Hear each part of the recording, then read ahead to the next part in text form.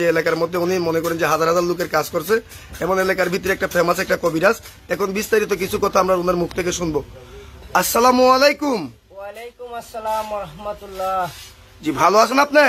জি আলহামদুলিল্লাহ ভালো আছি, আপনারা ভালো আছেন? জি, আল্লাহর রহমতে ভালো আছি। আমরা দেখতেছি মনে করেন যে আমরা অনেক দূর থেকে আসছি, এমনকি দেখলাম আসার পরে এলাকার মধ্যে আপনার খুব সুনাম আছে। আপনি একটা মনে করেন যে আন্তর্জাতিক একটা কবিরাজ, অনেক জিনিসপত্র নিয়ে আপনি বসে আছেন। আপনি কি অলরেডি কোনো কাজে আছেন নাকি? হ্যাঁ ভাই, আমি অলরেডি একটা কাজে আছি। ওমান থেকে একজন ভাই আমারে ফোন দিয়ে বলছিল যে কপিলকে বাধ্য করতে হবে। জি, কপিলকে বাধ্য করা। কপিলকে বাধ্য করার জন্য একটা কাজে বসছি আমি। এই কাজটা কি আমরা দেখতে পারবো? ভাই দেখা তো বড় কথা না, বিষয় হয়েছে কাজটা দেখবেন। আমি তো আর আগে কখনো কাউকে দেখাইনি। জি, কেননা দেখাইলে তো অনেকেই মনে করেন ভয় পায়।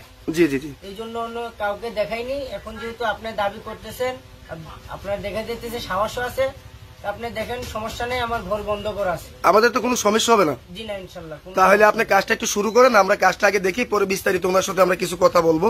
আগে ওনার কাজটা আমরা দেখি। সুপ্রিয় দর্শক বন্ধুরা, আপনারাও সাথে থাকেন, ওনার কাজটা দেখেন।